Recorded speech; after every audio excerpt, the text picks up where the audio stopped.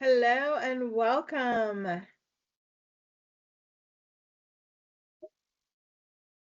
Hello, everyone. I'll give everyone a second to get in from the waiting room. Welcome, welcome. Right there. Glad to see you all today. Thank you for coming out. Really excited to talk about a big anniversary, the 40th anniversary of the American Girl doll. Thanks for saying hi in there. You will see a Padlet link there. First of all, hello. I am Carrie Zachary. I teach history here at the Connect campus. I teach Texas history and US history. I also am a forever student and I am always working on projects, and this has been a really fun one to do.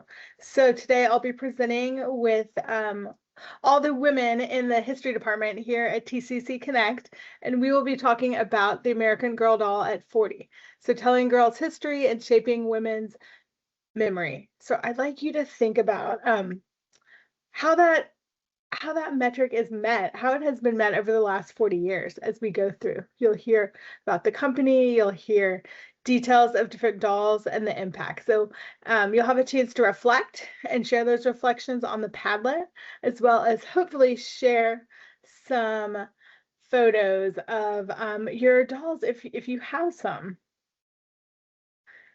All right, so here we are, the 40th anniversary, and I believe that this will grow as the year goes on. And now that you've been here, and you'll learn so much in the next hour and a half as you go through your year, I bet you'll continue to see highlights and releases and things related to the anniversary. This right here is the founder of the American Girl doll. And Pleasant Rowland made a big impact on girls' history, memory, and just made a big contribution. So let's learn a little bit more about that as we move forward. All right, first of all, let me introduce Stacy Bryant. Lost me. Okay. So Stacy Bryant is a proud graduate of Tarrant County College and a history instructor at TCC Connect campus. She earned a Bachelor of Arts in Communication from Tarleton State University and a Master of Arts in History from Wayland Baptist University. She's currently pursuing a doctorate at Southern Methodist University, where her research explores how systems of slavery laid the foundation for modern human trafficking. I will hand it over to Professor Bryant. All right. Well, thank you and good afternoon, everyone. Looking forward to getting started. So today we're going to talk for a few minutes about the American Girl Company, and then I'm going to come back for a few minutes and talk about one of the dolls and characters named Addie. So the American Girl Company was founded in 1986 by Pleasant Rowland. And her goal with this company was that she wanted to create a type of toy or doll that would engage girls in history and have them actively learning about it. So she was really motivated to do this by some of the experiences she had while she was traveling with her nieces and visiting different historic sites around the country. So in 1986, she introduced the first three American Girl dolls. And these were Kirsten Larson, a Swedish immigrant living in 1854, Samantha Parkington, an orphan who was growing up in 1904, and Molly McIntyre, a girl growing up in the home front of World War II. So each doll came with a series of books that talked about the girl's life and the time periods that they lived in. These stories were really interesting and they portrayed everyday life, family life, social issues, and important historic events that were happening at the time. So the line was very well received when she first released it. Teachers and parents really appreciated that these dolls came with books and encouraged students to read and learn more about history. And the girls who bought these really appreciated that they took girls seriously. They talked about the experiences of girls as something that is important to learn about. They didn't shy away from the difficult topics like war, disease, death, or family separation. It did have a few criticisms, and the main criticism when it first came out was the price of these dolls. So the original American Girl dolls sold for about $65 in 1986. And if you adjust that for inflation, that's about $194 today, which made them one of the most expensive dolls intended for kids out on the market at that time. They definitely became a status symbol. I grew up when these were very popular, and we lived in a middle class, fairly normal life. And only a few of my friends had these dolls. Most of them had one, but one girl had an entire shelf of these dolls. So we kind of were able to use that as currency to determine, this was like a preteen girl currency to see how wealthy everyone's family was by how many dolls that they had. But it's definitely something that the girls enjoyed quite a bit and became very popular. Let's see. All right, moving to the 90s, this is when the company really took off, and it grew very quickly. So during this decade, they introduced several new historic dolls, including Felicity, Addie Walker, and Josefina. And then in 1992, the company launched the American Girl magazine, and this had advice for girls, real life story, crafts, and paper dolls. And this magazine ran for a pretty long time. It ran from 1992 to 2019.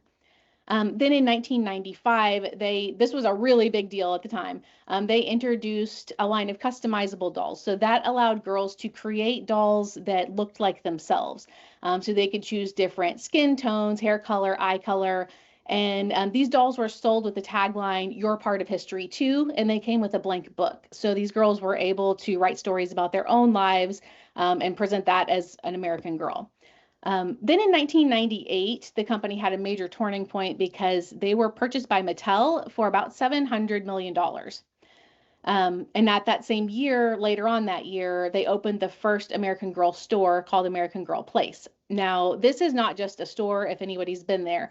It's way more than a place for you to look at dolls and buy dolls. They had a salon where you could get your doll's hair restyled. They have cafes and restaurants where you can share meals or tea parties with your dolls. They have a retail area and a theater, and they also have doll hospitals where these dolls can be repaired if they get damaged.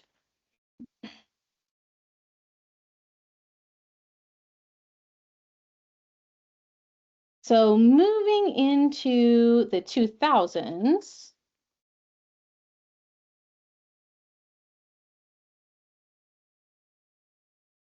sorry about that. Okay, moving into the 2000s. So this stayed a pretty popular line, and it continued to expand. So in 2001, they introduced a new line called Girl of the Year. And this, instead of focusing on historical figures and historic events, focused on modern girls and their normal lives and the things that they struggle with and what they learn. And then they started releasing movies in about 2004, and they've released, I believe Samantha was the first movie, and it was a holiday movie. And since that time, they've released a total of 15. They've also expanded their partnerships. So they work with Disney. They've introduced new lines of dolls, clothing, accessories, and all sorts of things. And then they've also expanded their charitable work. So they work with the Children's Hospital Association, Delivering Good, and Save the Children to help support children and families in need. All right, so that is our introduction to the company. And next up, we will have Chloe or Dr. Northup. Great. I would like to introduce Dr. Northup is Department Chair and Professor of History at Tarrant County College. Her scholarship focuses on the culture and visual world of the 18th century British Atlantic. She is the author of Fashioning Society in 18th Century British Jamaica and the article Flagellating Females, Incense and Insensibility in Plantation Jamaica, published in Britain and the World. She is currently completing a new book, Sea Daddy, Shifting Tides of British Naval Celebrity in the 18th Century, which examines the images, objects, and public culture that shaped the reputations of British naval heroes. Her research and public history projects have been supported by the Paul Mellon Center for British Art, the American Council of Learned Societies, Colonial Williamsburg, Humanities Texas, the National Endowment for the Humanities, the American Antiquarian Society, and the Lewis Walpole Library at Yale University. Take it away. Thank you so much, Carrie, for the introduction. All right, so let's get into our talk here today. And this is Felicity at 40, but not quite, because she doesn't come out to 1991, growing up revolutionary. And it's interesting that we're talking about this right now, because this year we are celebrating 2 anniversaries. And that is the 40th anniversary of American Girl and the 250th anniversary of the American Revolution. So on paper, these seem wildly mismatched, and yet for many of us, including millennials, these two are deeply connected. And that connection has a name, and it is Felicity Merriman. So it is also just fitting, I think, that we are talking about her here today as our first American Girl. Even though she wasn't part of the original trio, she is still chronologically, at least for the 90s dolls, the one that chronologically will come first. It's going to be Kaya. That it does predate her, I believe, but she isn't part of this like 90s nostalgia that we're really looking at today. So basically, the origin of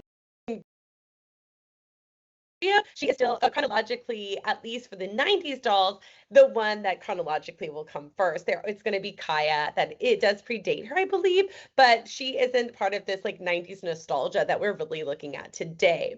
So basically, the origin of American Girl and thinking about places like Colonial Williamsburg is, I would say, rather historically connected. Of course, like lore goes, that Pleasant Rowland was at Colonial Williamsburg with her nieces, and it came up with the idea of American Girl while there. So it's kind of interesting that she wasn't actually part of the trio, and yet she inspired the whole company, really. Now, as an aside here, as you saw in the previous slide, I did not have Felicity growing up. Now, my grandmother somehow came across the American Girl books and the American Girl company through the books and bought me the books. And I got them, I believe, for Christmas, and I devoured them. I absolutely loved them. I read Molly, Kirsten, Samantha, Felicity. I read them all, and then Addie when they came out as well. And thus, though, once you got the books, then the catalog starts faithfully showing up as well. And I did a deep dive into these catalogs and looking at these, like, to me, historic documents from the 90s while researching this project. I actually then read the books, the Felicity books, to my daughter, who's 4. And in the back of them, I saw that it was still intact, this image that you see on the right here that says, like, I am an American girl who loves to receive mail. And if you filled this out, you would then get the catalog. And so I was absolutely enthralled by this catalog in a way that defies explanation into 2026. You just kind of had to be there. So like Stacey mentioned, I had a very practical and working class family, and they balked at my request. And when I say like request, I like had this like burning passion to get a doll. I wanted Samantha with like a visceral longing that only a 9-year-old who is like really intense can truly possess. Now, at the time, there was an $82 price tag on this. So I think Stacey mentioned that it was in the 60s. By the time I'm looking at this in like circa 1996, 95, 96, somewhere in here, it is 82. I looked it up and it is $82. And I asked my parents for a doll, and they both were like, absolutely not. Like, that is crazy to spend that much money on a doll. And so they refused my continual begging. I then went behind their back and saved every penny I could. I went and vacuumed my grandma's house. I like watched neighbors' cats so they were out of town. Like, I did everything and saved up all of this. And then filled out this same order form myself with my little hand and shoved cash in an envelope. Wrote out Pleasant Company on the envelope, probably stole a stamp from my parents, and then put it in the mail and then waited. And like, I am shocked that this wad of cash dash change made it to Madison, Wisconsin. And a short time later, a doll arrived to the surprise of my parents. I too tried to act bewildered, but like to let them know. And like, how did a Samantha doll show up at my house? Who knows? In Cleveland, Texas, like it just happens. What a miracle. But I did worship Samantha on the altar that she deserved. And side note, my sister then received Josefina for the next Christmas. For my grandma, no deception or vacuuming needed. But anyways, let's get back to Felicity, right? Back to Felicity. So Felicity, like we said, Pleasant Rowland just famously described going to colonial Williamsburg in the 1980s and walking around this restored 18th century capital. If anyone's been there or has heard of it before, it is a restored city that you can go through that looks just like the 18th century. People are in costume. There's all these kind of things. You can go to blacksmith demonstrations. And interpreters are in period dress. Tradespeople are at work. So experiencing history as immersive and embodied while you're there. And really, she was like realizing children need a meaningful way to connect to the past. And at the time, most dolls reflected contemporary fashion or fantasy. There's Cabbage Patch, there's Barbie. And so she just saw this thing about historic storytelling. And it showed that 18th century could be experienced beyond chapters and books, but as a lived experience. And that model of immersive tactile narrative became the blueprint, of course, for the original trio. But here we go with Felicity here. Now, when years after growing up and reading these books, then received a fellowship at Colonial Williamsburg in 2013, I was then going to this immersive landscape as well that had inspired my imagination as a child. There's something very circular about it. Pleasant Rowland visits Williamsburg, imagines Felicity, another generation of girls meet Felicity and imagine Williamsburg, and then some of us return later to Williamsburg then as scholars. And this is the like arc of public history that I find really fascinating. And so really historical empathy then begins in childhood, and it begins then, and I think all of us in here can say, not by like mastering facts, but with like an attachment to a narrative. So by anchoring Felicity in Williamsburg, a place that you can still visit today on the eve of revolution, she embedded children into this really transformative moment in American history. So that's why I think it's really great that we're talking about the 250th anniversary of the American Revolution and this 40th anniversary together. So let's talk a little bit more just about Felicity herself. She lives in Williamsburg in 1774, bright red hair, stubborn streak, a deep love of horses, and finding herself with this moment of political tension. And so really, I was able to learn a lot as a child by reading this about the controversy regarding tea, about loyalists. And you know what, as I was reading this, I was thinking, because I have a chapter in my book, my dissertation in my book about loyalists, and it's really empathetic towards these connections that loyalists and patriots for young girls.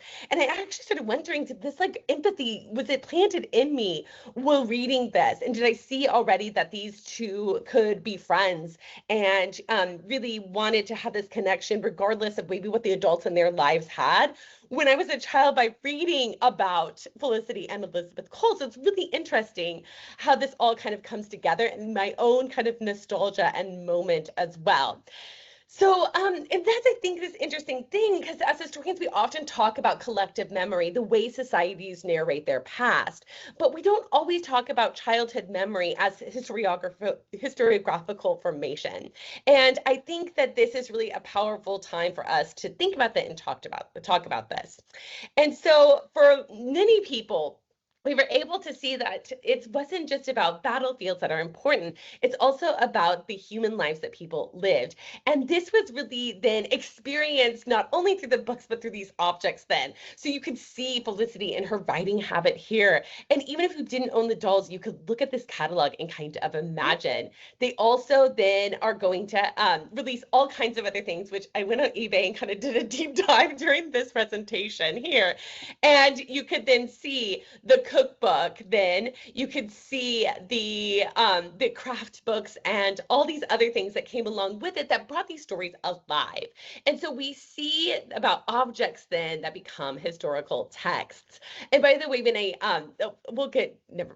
I'll get to that in a second. And so you could cook and experience this 18th century life in this way, which I did last night with my daughter while making Johnny cakes here from the American Girl stories. Now, one thing that I find really fascinating too while doing this deep dive is this something that I think obviously made a big impression on a lot of us, and that's a section at the back of the book called Looking Back, a Peek into the Past. And this is where fiction gave way to history and explained things like taxation policies, clarified the imperial crisis, described daily life in colonial Colonial Williamsburg, and it translated her world into a historical context. And this is for many of us the first time that we saw this like historical grounding, and that idea that these stories have to be anchored in research as well. And this looking back section is really interesting. And as in this moment now, we realize what a really brilliant pedagogical move this is. It told young readers that this story is imagined, but that the world that they're living in is real. And we all really appreciated this. The dresses are documented. They're based on real things. These things all happened and they mattered. And this is how then we're interpreting it and living it then. And so for many of us, I would say, and like, I would love Dr. Bridges to chat with us, looking back is kind of this first historiography lesson that many of us then received. And it trained us to ask what was happening, what was daily life like, who benefited, who suffered. And it showed that this relationship between narrative and archive long before we like knew the words and knew what this actually meant. And so it wasn't fantasy. And so later when I got that fellowship at Colonial Williamsburg in grad school and lived there for a month. And while I lived there, I had a bicycle. I rode around town.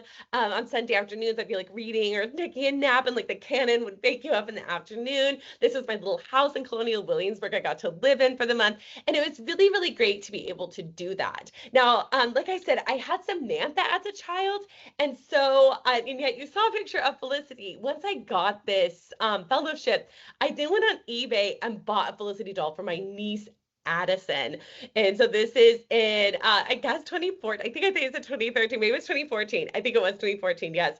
And got her some of the outfits as well so that she could match. By the way, she is 17 now. And so these photos are shared with permission. If you have a teenager in your life, you know you do not share anything without getting permission. She said it was okay. All right. And so anyways, she's 6 at the time, she's 17. And this is really interesting for us to be able to talk about where I was going to go for a month and for us to read these books together. And then for her to see where I was going and kind of like get excited for me in a way. So back to the idea as well about this intellectual formation. And so I think one of the most important parts of this to me was the material culture, which is obviously something I love studying about. And beyond just the material culture, and I don't know if any of these photos are bringing back some really lovely memories for you.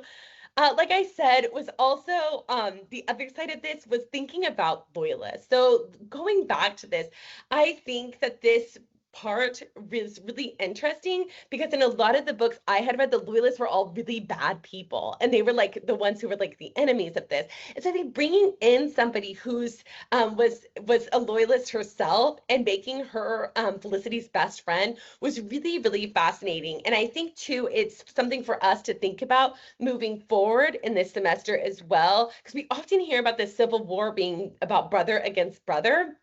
But many historians point out this is far more likely in the American Revolution. We're actually hosting on May 1 a book talk about the Loyalist experience in Philadelphia. So hopefully this is all kind of bringing this together. And uncertainty and nuance is really important and helps shape us as historians. One of the things too, while be reading, is that obviously these books were written in the early 90s. And so finding things that are a little bit, I'm not going to say problematic, but just something that is definitely different. And that is a layered experience while rereading these as adults. And it kind of made me wonder, how would they be different if they were written now in 2026? There is a lot of care with the language regarding clothing and language and setting. But one thing I found interesting is that the two enslaved people that the Merrimans potentially own, it's never really said, is Marcus and Rose. And if you see Marcus in the Meet the Characters at the beginning as the man who helps the Merrimans. And I thought that was interesting because what would this be now? Would this still be how we would return to someone who was enslaved by a family? And also the times that she spends out at the plantation, having fun with her horse and riding around. Is this really what we would be focusing on now in a book in 2026? So I would be interested in your thoughts about this as well. So rereading these books are maybe some discomfort about this. They're really, these two characters are very peripheral. They're there, and it is thinner than perhaps a 21st century reader would prefer to have maybe. their lack of freedom is acknowledged, but it's not interrogated in any way. A lot of the moral urgency of this whole entire narrative is directed to Penny the horse. So would this be different now? I would love for us to think about that.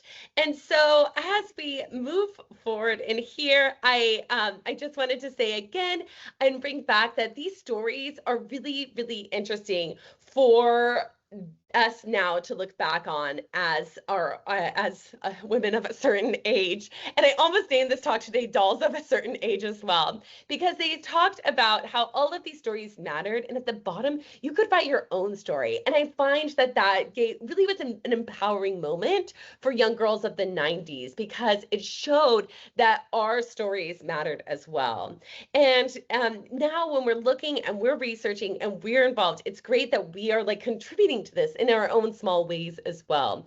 And I'm really glad that this is all being taken, I would say now, very seriously by scholars. To prepare for this book, I read American Girl Anthology and Dolls of Our Lives, and these are scholars really looking back and taking this seriously. So as we mark the 250th anniversary since 1776 and 40 years since American Girl, let's look at this strange and beautiful interplay between nostalgia and scholarship here. And finally, this picture of my own daughter at the American Girl store with a Felicity doll that is my niece's, who's now given to her, and a dress that is with Felicity's pattern from fabric I found online that my grandma then made, sitting on a Felicity printed chair at the American Girl store, and I am now holding my Felicity cup. So thank you all today, and I can't wait to hear more of this conversation. I love how this conversation brings out so much in our families and what we need to continue to think about as we move forward. I'd like to welcome Professor Bryant back to share some more. All right, so now we're going to spend the next few minutes talking about Addie Walker. And she has an amazing story that I'm so glad that I had the opportunity to learn about, because I actually wasn't allowed to read hers as a kid because I was a way overly sensitive child and I didn't understand at the time. But now as an adult reading it, I do kind of understand why she thought that, it wasn't right for me at that point in time. But Addie was introduced in 1993, and her books tell the story of a young girl who escaped slavery during the Civil War and starts a new life as a free person in Philadelphia. So Addie was the very first American Girl character whose story was developed using the help of an advisory board to make sure that everything was historically accurate. The board selected Connie Porter to write these books, and she worked with faculty from Jacksonville State University to incorporate elements of Black vernacular English into the dialogue because they wanted this to be as accurate as they could possibly make it. The doll itself was designed with historically appropriate clothes. They also gave her more textured hair than what we would typically see in dolls back in the 90s. And that really tried to help this doll feel more authentic and more realistic to this time period. So Addie's story begins in 1864 on a plantation in North Carolina. And in the story, she's enslaved with her nuclear family, her parents, her brother, and her sister. And these books really describe the harsh realities of plantation life. So it talks about the long hours of work they have to do every day, the threat of punishment from overseers if they don't do their work properly. And then early in this story, Addie's father and brother are both sold in pretty specific detail it's really a very strong and compelling story. And then because her mother was afraid that the rest of the family would be sold, she made the heartbreaking decision to leave their infant daughter with another couple and to flee to Philadelphia with Addie. The two eventually did reach freedom in Philadelphia, but even when they got there, their life was still very difficult because it was a completely new world. They needed to find employment for their mother or for her mother, find housing, and adjust to just a completely different lifestyle. Addie also started attending school for the first time, where she learned to read and write because obviously that wasn't legal for her before. And then over the course of the series, she eventually gains her education, establishes a new life, and is finally reunited with her family members.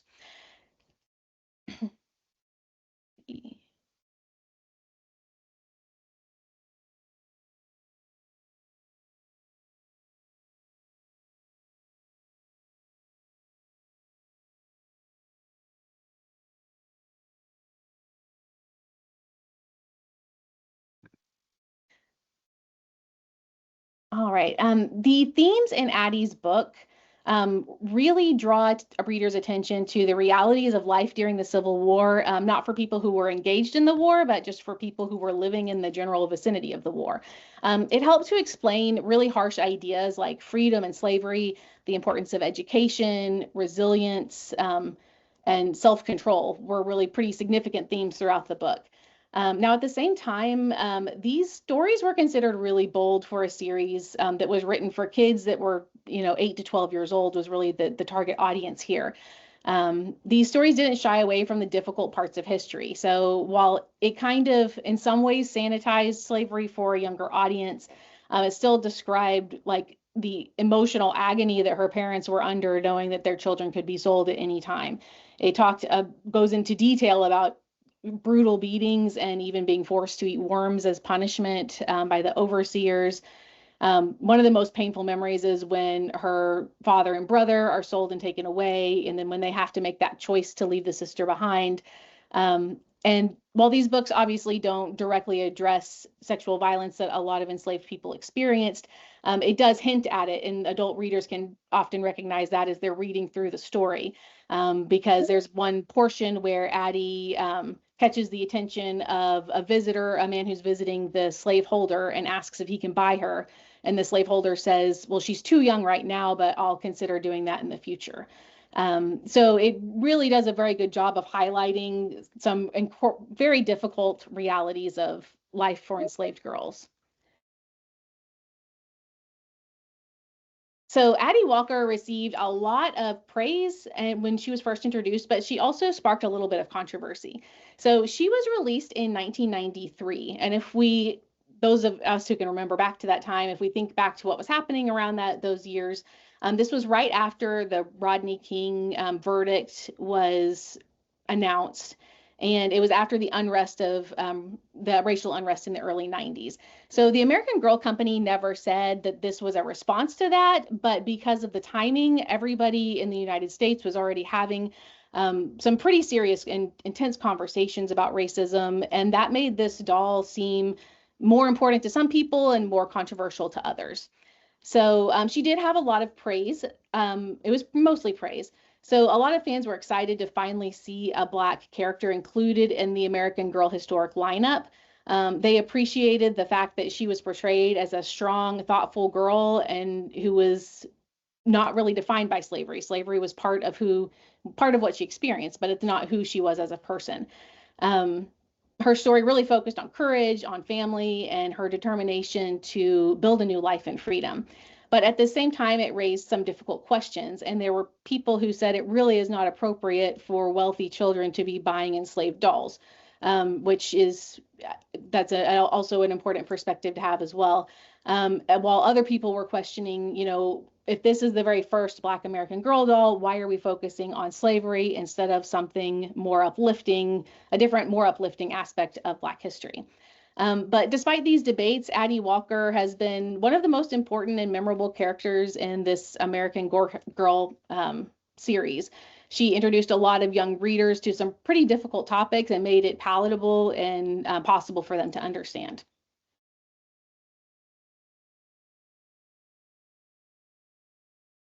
Thank you so much. You gave us really good perspective of what was happening when she was released, as well as raised some important questions. That was helpful that you shared how historians helped create the books. That is really good to know. Okay, next up, I would like to introduce Dr. Jennifer Bridges. She's an associate professor of history at Connect and specializes in women's history, Texas, and the Gilded Age progressive era. She received her master's and PhD in history from UNT and currently has a book contract to turn her dissertation into a manuscript with the University of New Mexico Press. Take it away. Okay, thank you guys so much for being here. So I'm going to be talking about Samantha today, and you can look at this intro photo of me and see that my obsession with Samantha as a child was right down the alley of what we're talking about for millennial women. There I am, dressed as Samantha. What can I say? It was very real, guys. For those of you that were not alive in the 90s, this was very real. Okay, so let's get started. So when the American Girl dolls were first introduced in 1986, as my colleagues have talked about, these were not marketed simply as toys. They were presented as, educational, as an educational project, a way for young girls to encounter American history through story, through character, through play, right? They're very tangible connection to history. And the original trio here, right? Kirsten, Samantha, and Molly, they all represented very distinct historical moments, right? With Kirsten, you had ideas like westward expansion and immigration. With Samantha, who I'm going to talk about today, it was the Progressive Era. And then with Molly, we had World War II. So together, they offered this very kind of sweeping narrative of American girlhood across time. But today, we're going to look at, with me here, Samantha Parkington. So Samantha represented the year 1904. And this is right at the beginning and the heart of the Progressive Era. And Samantha was a wealthy orphan raised by her grandmother in Mount Bedford, New York. And as you can see from her photos, she wore velvet dresses and she had fancy hair ribbons. She attended teas and holiday parties. So at first glance, when you look at Samantha, she very much embodies ideas of comfort and privilege in that time period. Now, once again, here we go. So I received my Samantha American Girl doll around the year 1993, I would say. I'm going to give away my age here, but I was about 10 years old or so when I got her. And I remember receiving the American Girl catalog that you guys have seen pictures of in the mail, and being just absolutely enthralled and obsessed by these dolls, the beauty of the dolls and the historical worlds in which they lived. I just could not get enough of the idea, so much so that, as you can see from the photos, not only did I beg for the Samantha doll, but I wanted to become Samantha. And this was something that they had, by the way, in the catalogs. They had the real life dresses that you could purchase to become the doll yourself. My God. But there I am in my Samantha outfit with my Samantha doll. And I remember feeling absolutely transported back in time when I wore this dress. And I definitely wore this dress. I still have this dress today, guys. So it's not a coincidence in any way, I think, that as an adult, I not only became a historian, but I became a women's historian who studies the Progressive Era, right? Literally, this was my introduction to what I would become as an adult. It's quite interesting, this circular. Chloe, Dr. Northrup talked about the circular fashion that some of us millennial women have with these dolls. And I definitely have that with Samantha. Now, what I did not fully understand as a child, right, when I was first introduced to Samantha, and what I absolutely appreciate more now, is that Samantha's world was carefully constructed, right, to introduce young readers to some of the most pressing social issues of the early 20th century. So Samantha's stories are set during the Progressive Era, which is the early 20th century. And this is a period marked by rapid industrialization, by immigration, by urban growth, and a myriad of reform movements. This was the age of child labor, of settlement houses, factory work, widening class divides. Reformers sought to address so many issues, things like poverty, to improve education, to regulate labor conditions, and to expand opportunities for women. So Samantha's narrative quietly weaves these realities into the lives of children. And once again, as with Addie, as with Kirsten, as with Felicity, it makes those realities more tangible for children. So one of the very kind of powerful aspects of the Samantha doll and the Samantha story is her friendship with Nellie O'Malley. And Nellie was a working class Irish immigrant girl who was forced into domestic service. And their friendship really becomes the emotional center of Samantha's story. And I do remember in reading the books, that friendship was really at the core of why I loved Samantha's story so much and connected to it. Because through Nellie, young readers encountered some of these issues, head on, these labor exploitation, the economic vulnerability of people like Nellie, and the fragility of childhood for the poor, right? You could really learn that through Nellie's eyes. So what is really important, let me skip, here we go. Hang on one second. So you can see here that Nellie actually had her own doll as well, and which is pretty special. And you get to see kind of friendship across these class lines.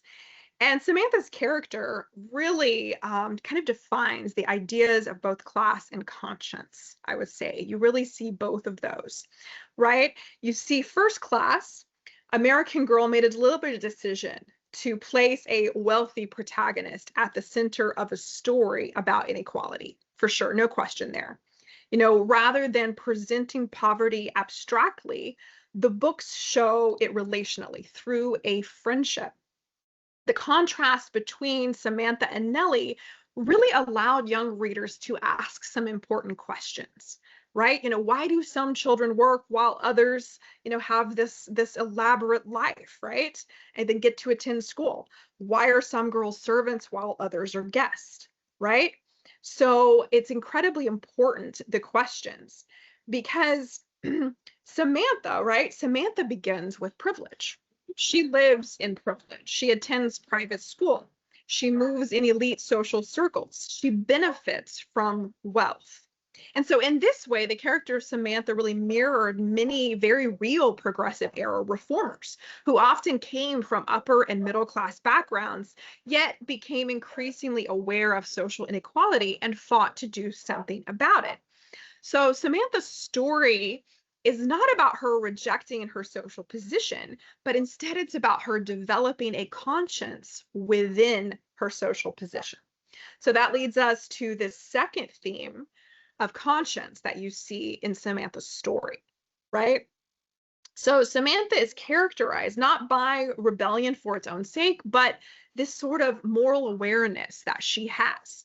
She questions the unfairness, as you can see this quote, right, from the Samantha Learns a Lesson book, right? It isn't fair that some people have so much while others have almost nothing, right? She questions these things.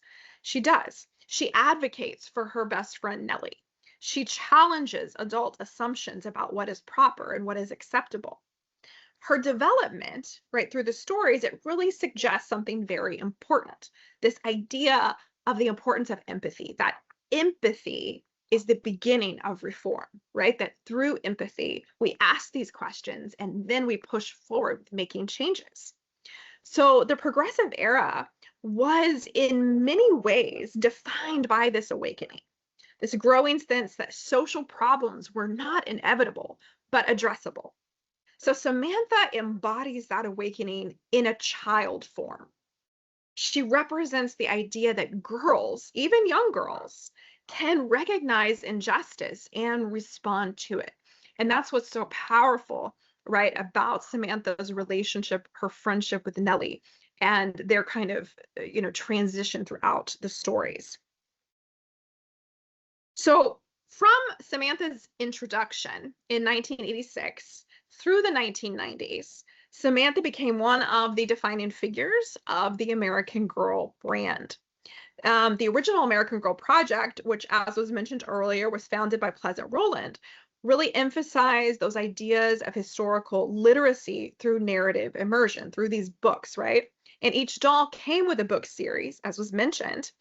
And these books were rich, right, in historical detail and very carefully researched material culture. Now, as we said, in 1998, the company was acquired by Mattel, and over time, the brand would continue to expand and diversify and modernize. But Samantha remained one of the key foundational characters for a very long time. Now, the Samantha doll was originally retired in 2009. But when she was retired, it really sparked a pretty strong emotional reaction from fans. And so they actually brought her back in 2014. So she was only retired for 5 years. And bringing her back also kind of demonstrated something powerful, right? Samantha had become more than just a product, more than just a doll. She had become part of generational memory. And that is certainly true for us millennial girls. You know, women who grew up with her, as we are, the women who are speaking to you today, right? We grew up with these American Girl dolls. We felt a very deep attachment, right? For many, Samantha was so much more than a doll, right? She was their first encounter with historical narratives centered on girls. So she helped define what being an American girl actually meant. Now, one of my personal connections to Samantha, besides the clothing and the doll that you saw earlier, was another thing that the American Girl company had was theater kits, right? They had plays that you could purchase and you could actually, I mean, it came with the cards, the cue cards, the details. You could put on plays, and I did. So the story of Samantha, because it struck me so deeply as a child, and I would, again, it would stay with me for my entire life. I still study these things to this day. But the book's about, as I said, her friendship with Nellie. And this play, which was entitled Actions Speak Louder Than Words, was so influential to me, so powerful to me, that I decided I had to do something about it. So I actually forced my Sunday school at the time, my Sunday school class. Okay, yes, Carrie, we should do this as adults. Okay. I forced my Sunday school class to put on this play for our church when I was a kid. And I was the director of the play, of course, being the obnoxious, bossy only child that I was the director. I wore my Samantha outfit. My best friend my best friend played Samantha, of course, you know, and we put on this play for the church. Bless them. You can see the little invitations that we sent out right there in the middle. And I'm going to tell you right now, everyone, I looked everywhere for these photos. They are somewhere. I could not find them, and I was so disappointed because I did want to show y'all. As embarrassing as they would be, I was going to show them to you, but I could not find them, except I did find the invitation. But, you know, while I did not have the vocabulary to describe class consciousness as we're talking about here now, I didn't have that at the time, but I did feel very instinctively that something about Samantha's friendship with Nellie mattered, and that it was an important story to tell. And that actions speak louder than the words. This is a very central story about Samantha and Nellie's friendship. Okay, so at 40 years old, as Samantha Parkington now is, she remains a powerful example of how historical imagination is formed, right? She represents more than just Edwardian fashion or the nostalgic memories we've been talking about. She represents a moment, right? A moment in children's historical storytelling when empathy and reform and girlhood were just woven together so beautifully. And through Samantha, generations now of girls were invited to see history, not as distant or abstract, but as a lived experience, right? It was shaped by our choices, our relationships, and for sure by moral courage. And perhaps that's why not just Samantha, but all of these dolls endure, right? Because of those beautiful qualities. Because she reminds us that conscience can begin in childhood, and that understanding the past often starts with a story, right? That's how we connect to the past. Now, Samantha's story is actually going to continue into adulthood with a new book that's coming out this year called Samantha, the Next Chapter. It's being written by Fiona Davis, released in October of this year. This is going to be the first American Girl book for adults, written for adults, and it's going to tell the story of Samantha living in New York City in the 1920s as she fights to reclaim her stolen inheritance and legacy. I don't know how I feel about this book yet. I'm going to be honest with y'all. Will I probably buy it? Sure, let's not kid ourselves. But I'm not sure. I'm not sure how I feel about it. Again, the girlhood part was so important to me. I don't know if I'm ready for the adult Samantha. We'll see. But clearly, the American Girl legacy is it's far from over at 40, right? And I look forward to seeing where the next generation takes their stories. And as Dr. Northrup kind of told you guys a few minutes ago, we actually went with her daughter to the American Girl store not that long ago to kind of see where it was today. I took a picture. This is Samantha now. This is all that was there. I will say, I was wishing for more for Samantha. I'm glad she's back. I'm glad she's still there. But let me tell you, if they had had some Samantha accessories there, I'm not sure I could have contained myself. So I was kind of missing that and wishing there was more, but I'm glad she's still around. And yes, it was so special to be able to share this with Dr. Northrup's daughter as she kind of gets started on her own American Girl journey that we have so loved ourselves and are very excited to pass on to the next generation. So thank you guys. I look forward to talking about this with all of you at the end. Oh, thank you for sharing about both the impact that Samantha had on your life, but really helped people understand the issues that were felt across the nation. All right, next up, I would like to introduce Professor Misty Wilson Mertens. She is one of the original faculty members of the TCC Connect campus. She's an associate professor of history and government. She's a former TCC student who received her BA at UTA and did her graduate work at Texas Christian University and Sam Houston State University. She currently serves as the contact advisor for the Connect PTK chapter, Beta Chi Zeta. Take it away. Thanks, Carrie. All right, so I'm going to talk to you guys about Molly. Molly is the final of the 3 original girls, and she grew up in the shadow of World War II. So, before we get started, I guess my personal relationship with Molly. Molly was the one who I read the books, and I was really interested in her life. It's the first one I shared with my oldest daughter. We tried to start Felicity first, but Felicity opens with a drunk beating a horse, in case you don't remember that. So we gave that up pretty quickly, and we shifted to Molly. And we read all of the Molly books together. As I was kind of putting this together, I was looking at these first 3 original ones, and I was noticing the dates. If you look at those times, 1854, 1904, 1945, what you're seeing at those moments is places where American society is pulling apart and coming back together, where our nation is changing, and where even the notion of what it means to be a girl or to be a woman in society is also changing. This is what historians do, guys. We take a fun topic and then we make it way too academic, and it's not fun anymore. That's what this whole book is. So if you need to go to sleep or you need some extra reading, this is a great book. Also, if you're just interested in American Girl dolls, highly recommend this book. All right. So when we're talking about Molly, the one that I really care about, Molly is growing up in World War II in the home front. Molly is going to be living her life with her father overseas and her mother having to take on this new role to support the family while the war is happening. Molly, as a doll, has been ranked in the top sales for basically her entire career. Just like Samantha, she was retired and brought back a couple of times, I think. And she's one of the only American Girl dolls with a movie. I couldn't find it on Disney Plus. Apparently it was on there at one point, but it is on YouTube.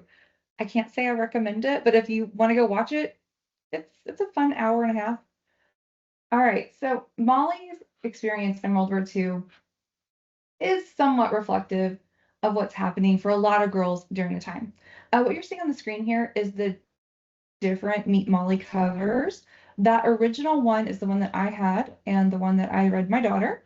And then sometime in the late 90s, early 2000s, they updated the books to make them more modern feeling. I can't say I like the modern, I like the old feeling, but that's probably my bias showing. So for Molly being a child in World War II on the home front, what does that mean? Her father is a doctor in England, so he is supporting the war effort through that, and her mother is volunteering for the Red Cross. I want to point out that it's interesting here that her mother did not join the workforce. Her mother is not a wage worker, she's volunteering. So there's going to be a class issue we're going to dive into here in a minute. Children throughout the book are supporting the troops in a variety of ways. She is collecting cans. She is knitting for soldiers. They are raising money for war bonds. They're doing all of these things to support the troops that American children really, really did do.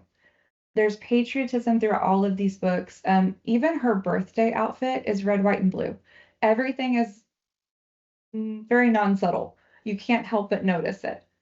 The war is never discussed in detail, but it's looming in the background, so you're never really going to escape it either when you're reading these books. So I wanted to show you guys some real life images of World War II just to see how these books compare and contrast. I'm going to assume that you all know Rosie the Riveter. This is the game I like to play with my classes, but if you take your hand and you cover Rosie's face and just look at her body, that is a strong, capable body. That is a body that is going to go into the factories and win this war and beat Hitler. But if you slide your hand down and look at her face, she has very delicate features. She's wearing makeup. She has arched eyebrows. You're not giving up your femininity, your girlhood, by going into the factories. You are actively contributing. You're beating the Nazis, but you're still very much a woman. You're also going to see a rationing card here at the top. Americans throughout the nation are rationing to help the war effort, and we'll talk more about that here in a second. And one of the things that women are going to ration are nylons. You did not leave the house in the 1940s without your stockings on. That would be akin to walking around today naked. And so we had to figure out a way to walk out in public without nylons on, because we needed nylons for parachutes and all kinds of stuff. What you're seeing there is an at-home kit where two friends are drawing nylons onto each other. It's kind of like a spray tan. You would squeegee it on your legs, and then your friend could draw around the edges of the nylons, and you could even draw in little tatters or tears if you wanted to. All right, so Molly's lived experience of war. The home front is very centered. She talks a lot about what things were like before her dad left, and the things that had to give up, the things that they're rationing. If you guys are interested, if you click that QR code to get a picture of your phone, that is going to link you to a recipe for applesauce cupcakes. Because sugar is one of the things that is rationed pretty strictly, they had to make substitutes. And so applesauce cupcakes are a fairly common thing that is happening on the home front.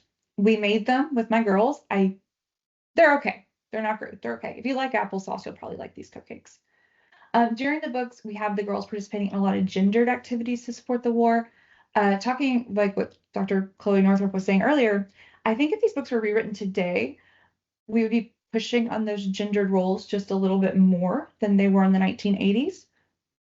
But they're a good reflection at the time of what's going on. Molly's childhood, if you read through this, it does try to present her childhood as a very standardized middle-class childhood, and that's not quite correct. She's definitely at the higher end of the social scale. Not quite as Samantha, but close. She's going to sleepaway camp. She's in a talent show. She's taking dance classes. She still gets to have a birthday party with a birthday cake, which a lot of kids in the 1940s, especially when we're at war, just didn't get to do. So I would say this really is focusing more upper middle class childhood than a typical American childhood in the 1940s. My overall thesis about Molly is that she actually reflects the 1980s way more than she reflects the 1940s.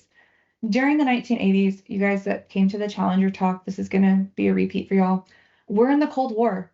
We're in this arms race with the Soviets. We need to differentiate ourselves from the Soviets in any way possible. Even our dolls need to be American. And so we have the American Girl dolls. Molly is a reflection of what we wanted the 1940s to be rather than what it really was. You have Americans that are looking for a way to explain what the war was to their children in a very simplified, less scary way, a way for maybe women, like Dr. Northrup's grandmother, to explain to their granddaughters what it was like to be on the home front, to not know what was happening in the war in the way that we would know today. Technology just wasn't quite there yet.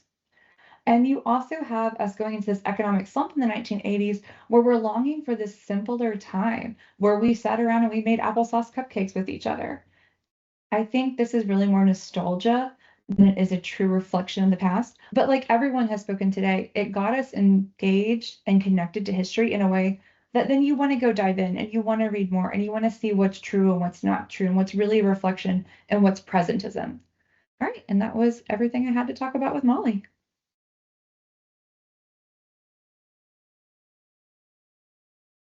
Thank you so much. Professor Mearns, I love how you also shared your experience and how you're sharing the books with your daughter, and how it's really shaped the way you understand the past, it's specifically the 1980s when the book was released.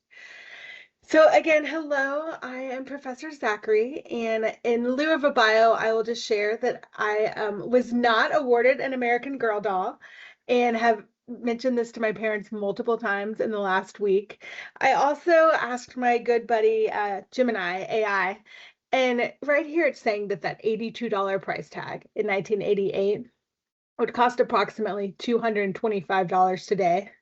But I'll also mention that the dolls are sold for about $135 now.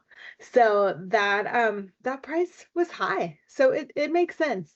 And my mother has said she will buy me the K-pop doll. It comes out in October, so I'm hoping for Christmas. I will get that. Now, I was aware of them. I looked at the catalogs. I received the catalogs. I'm not sure if I filled out that form or what, and I definitely saw the books. I was around them. I've asked my childhood friends.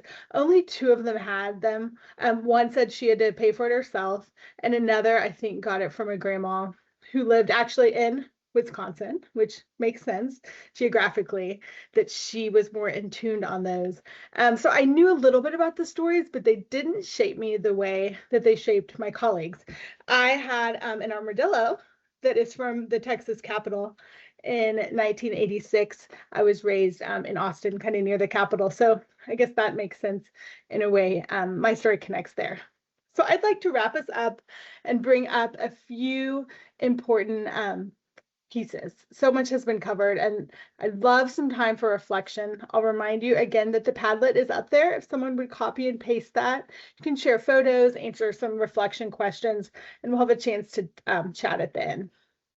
Much of what I'm sharing on the timeline has been addressed, but I think it's just important to look at a timeline and kind of see the questions, or see the people are writing about questions, see the changes.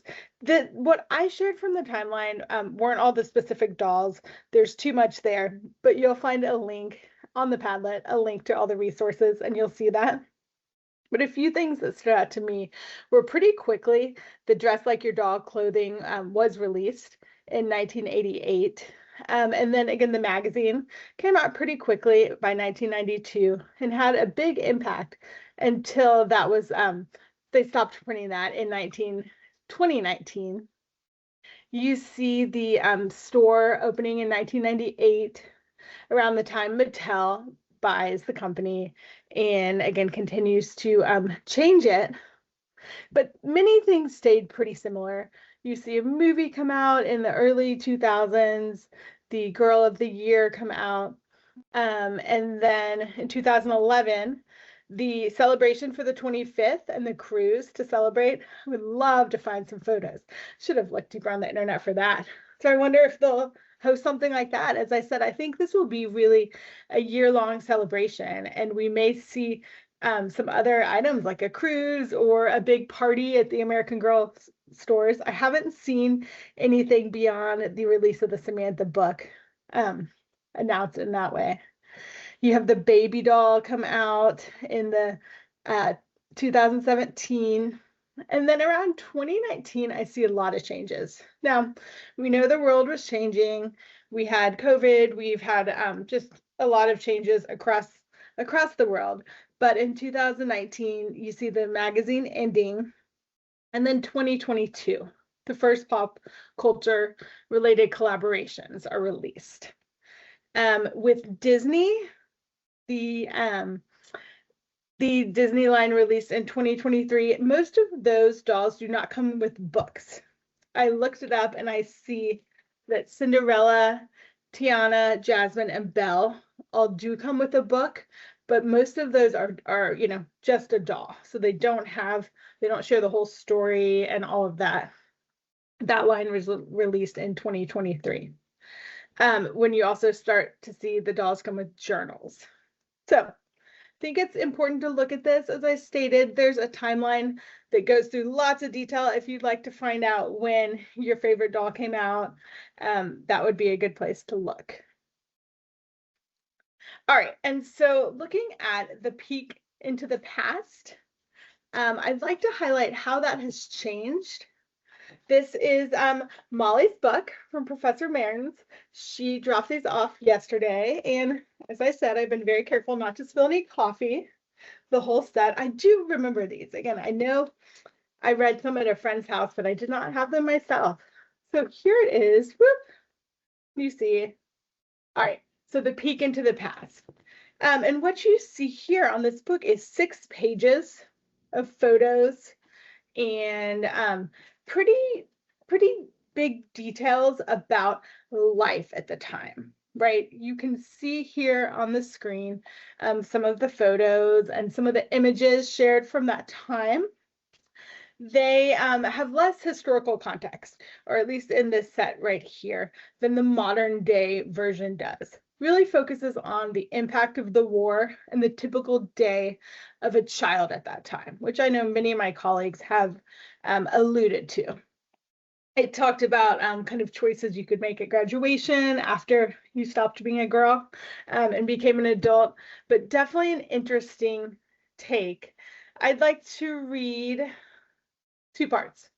This says, if you went to school with Molly, you'd start every day by saluting the flag and singing a song like America the Beautiful or the Star Spangled Banner.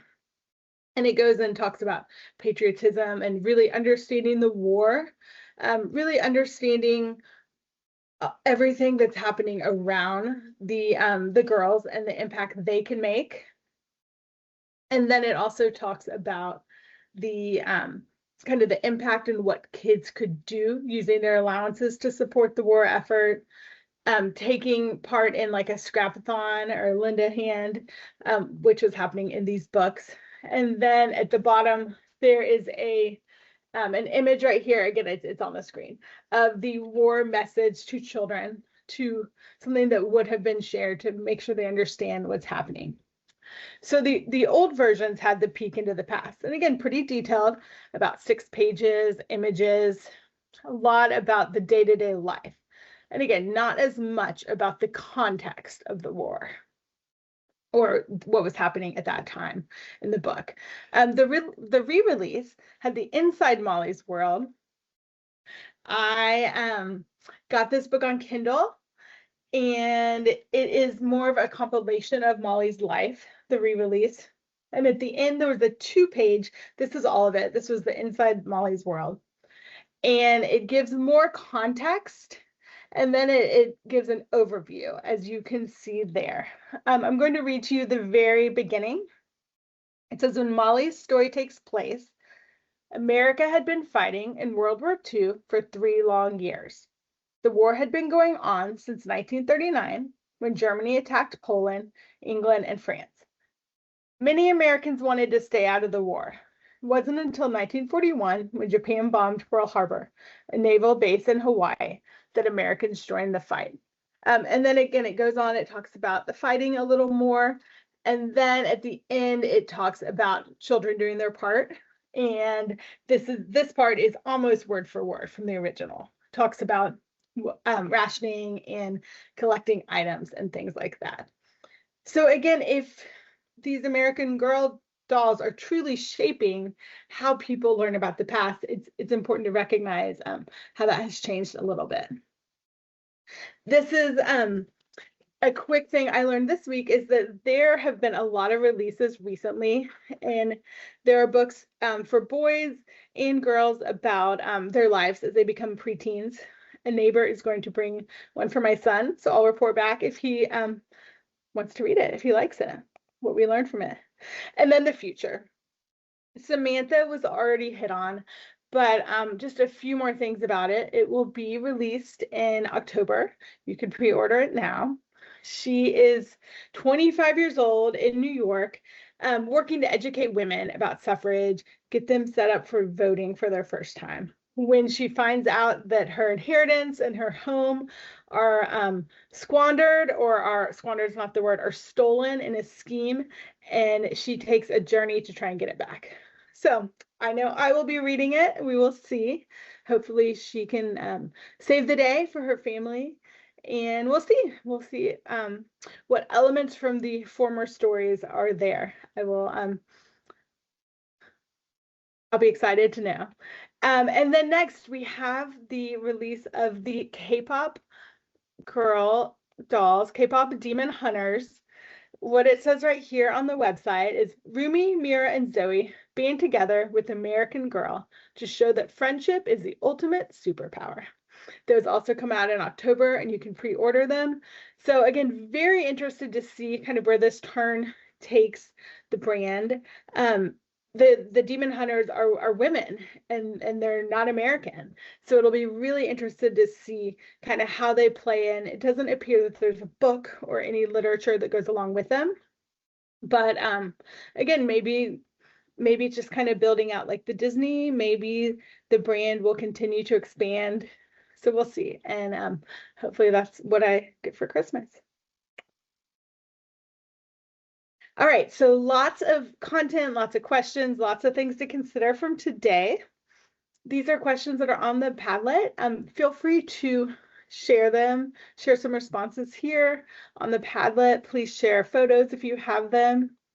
Let's take a second and do that, and I'll hand it off to Dr. Northrup.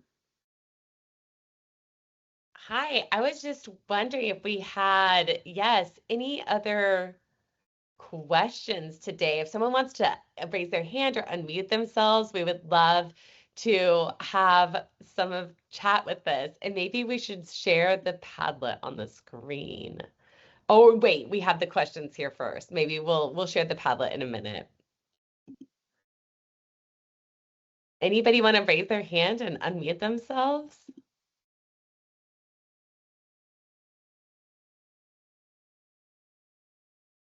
Oh my goodness, Grace, I'm loving your Samantha. Oh, and the pink dress is on the doll. I love this.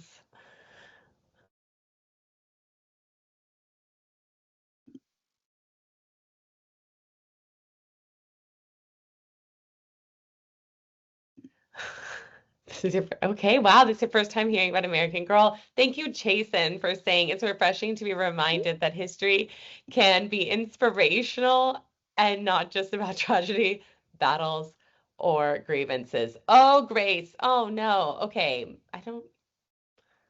Maybe that's something I did in the settings. I'm sorry. If you put your question here, we will do this. Okay. Thank you. Oh, design your own doll. Love this.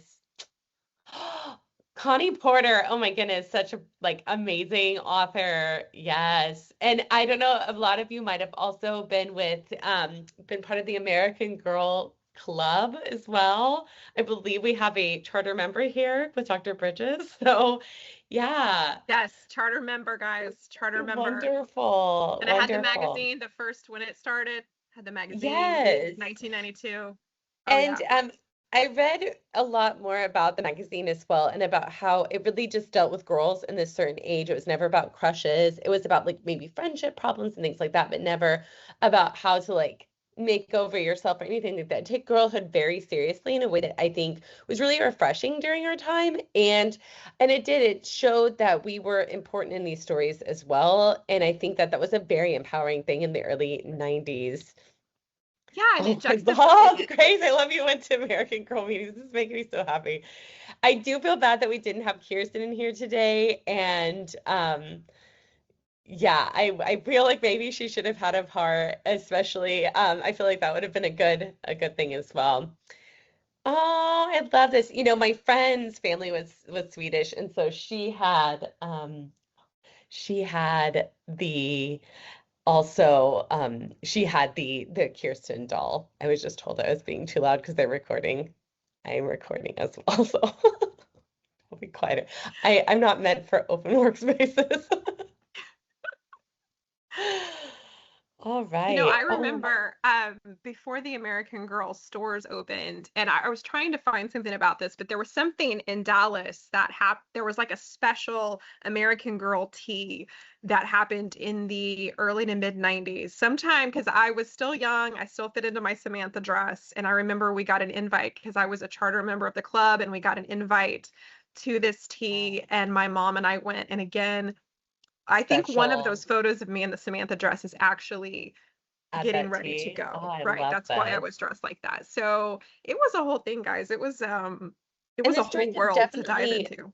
branched out as well because it, I mean, like we think about the original, let's say five that were around when some of us 90s girls were younger, but then, Josefina comes out and Kit and Rebecca and so many of these other experiences that helps like fill in the really interesting experience of immigrants, but also of people who have been in America a very long time. So I think that that balance allowed everyone to be able to get this empathy towards other people, other cultures.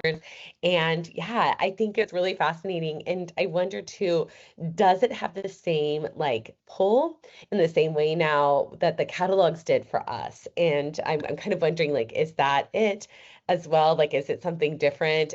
Oh, I'm loving everyone's like own experience in here with the dolls. I'm really loving all this. The chat is just making me so happy right now.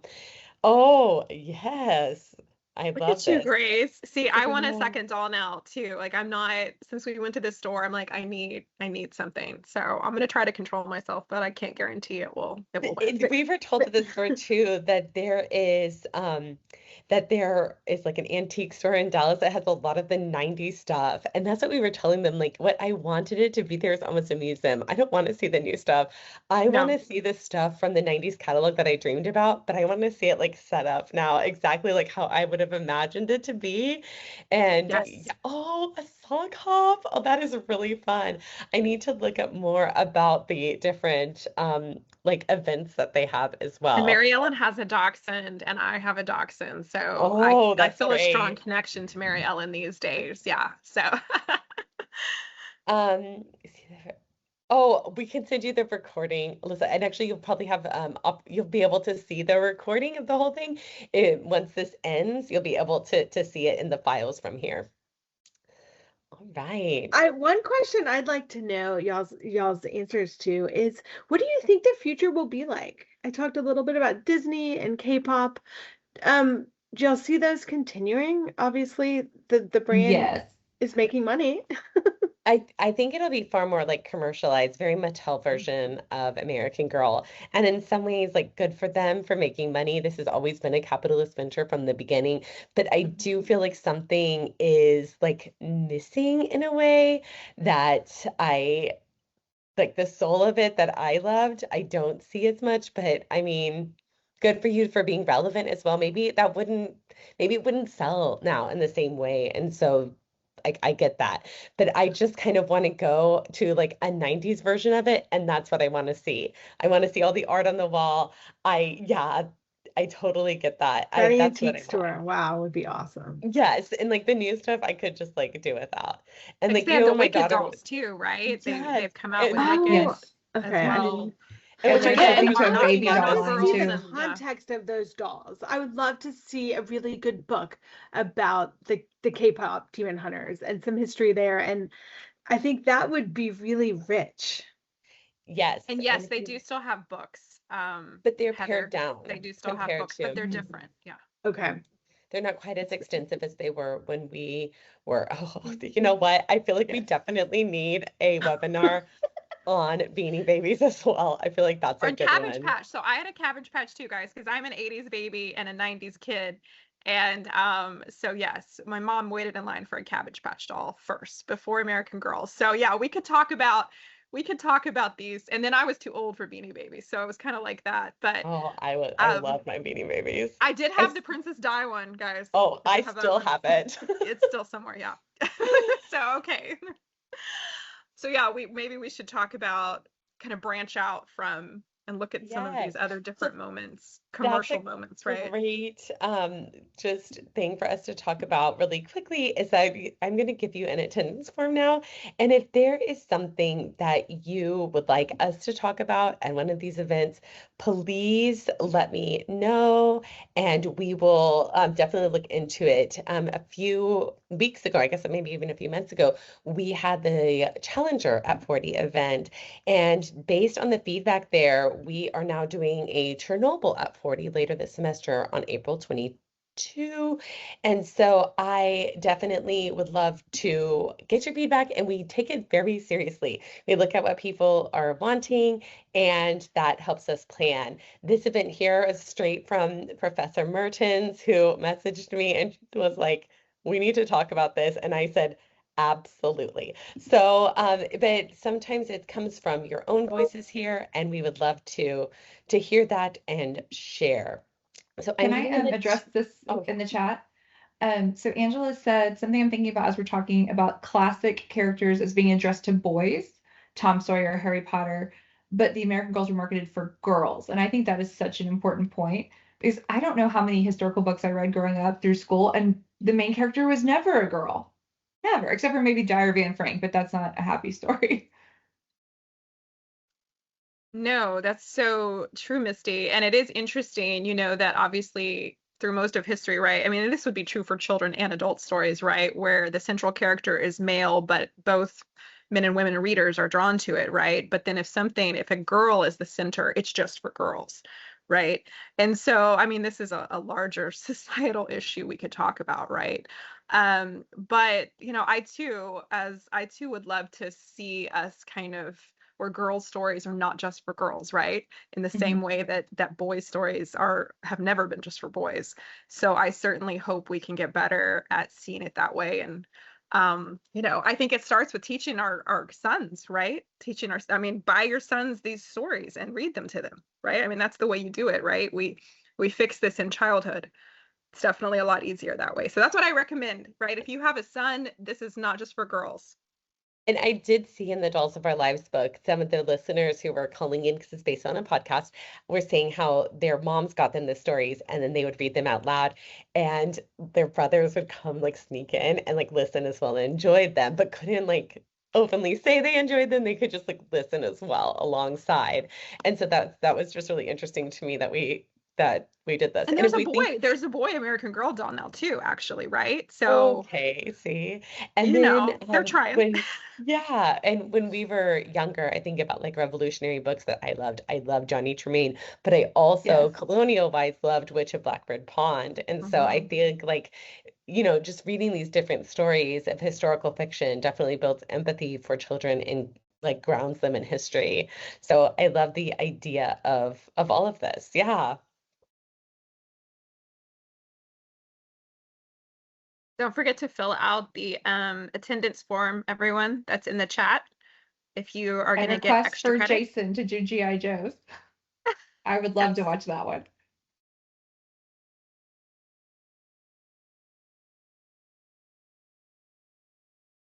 All right, everyone. Well, have a great afternoon. Thank you all for joining us.